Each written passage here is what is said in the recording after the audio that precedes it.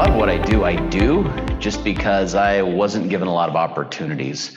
I created them for myself. I can remember growing up, I thought we were poor. I can remember asking my mom, can I play football? My friends are playing football. I really want to play football. And she said, that's $40. And I went, oh, that must be a lot of money. We must not have that money. And so there was a lot of times that there was things as a kid that what my mom, what I didn't understand was my mom was basically saying, save $40, pay for it yourself, and teaching me to be a self-sufficient human being. I thought we didn't have a lot of money. I didn't know. It was until I was in high school, my parents are building this house, and I find out that they have their house paid off. I mean, when you're a high school student, you don't know that or what that means or how, the impact of having a mortgage and what that costs you. So they build this house, and it's this nice house, and I'm going, wow, this is really, really cool. My parents bought a house or built a house. I mean, my stepdad built their nice house they live in from the ground up. And I thought we were poor. And then I find out that growing up, that they had money, they were good with money, they saved money, they paid bills, and they were very financially responsible. Cool thing to figure out when you're a kid, not even knowing the implications of what that means as an adult. I've got a lot of appreciation for that. And he goes ahead and he wears a lot of like work shirts, like shirts for free, stuff like that. I can remember a story my mom told me where he's buying t-shirts at the gas station, and he'd be embarrassed if I shared this. I'm going to share it anyway. But he kind of the way he is, he doesn't care what other people think about him for the most part. He is very comfortable with who he is, and he knows who he is, and just great human being. Comes into the office, and you can tell he'd been on a job site. And Kevin's great. Kevin sees me talking to him and says, who's the person? And he's in there, work shirt, torn up jeans, stuff like that. And I said, oh, that's my stepdad. And Kevin was surprised because he's heard me talk about him, and just a humble, hardworking human being. And comes in, humble, hardworking. You'd never guess that like he is financially extremely well off. And it's not because he ever made a ton of money. It's because he was very responsible and intelligent with the money he made. So kind of instilled a lot of things in me. Like I still owe money on a mortgage, or not, I don't owe money. I don't like the feeling of owing money. I don't like the feeling of borrowing money. I just don't like what that feels like.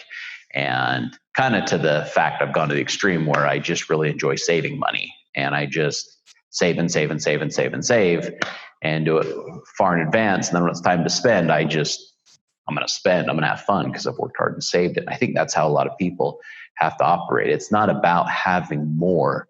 It's about doing better with what you have.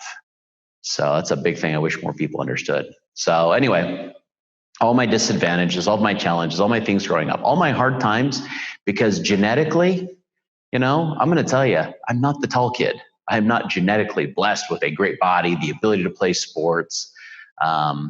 My parents went ahead, and when I was a kid, I just said, what do you want to do? I want to be an electrician. Well, what does an electrician do? That's what my dad does. I don't know what an electrician does. But no one ever said, hey, you should be a doctor. You should be an attorney. You should really go out and go after everything life has to offer. I just kind of figured it out as I went.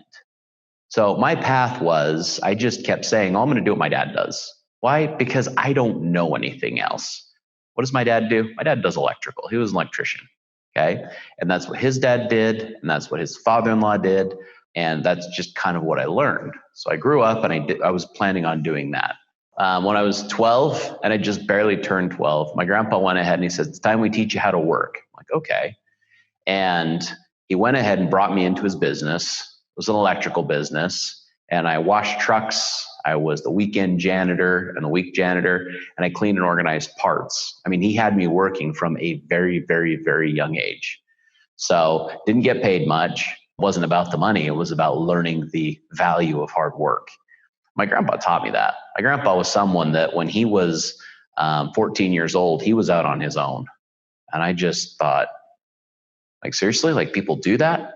So he did. He kind of took care of himself and was responsible for himself from a very young age on. So I learned to be self-sufficient very young. So he gave me a job. He put me to work, savings account, everything. And then I just started to go ahead and figure a lot of things out for myself. I became very self-reliant. At 12, once I hadn't had that figured out, I started figuring out our bus system, which in the United States right now, if I heard of any 12-year-old riding the bus with no parental supervision or any form of public transportation, I'd probably freak out. And yet I was that kid. Not only was I that kid, I was that kid rallying other kids to come ride the bus with me. And that's what I did.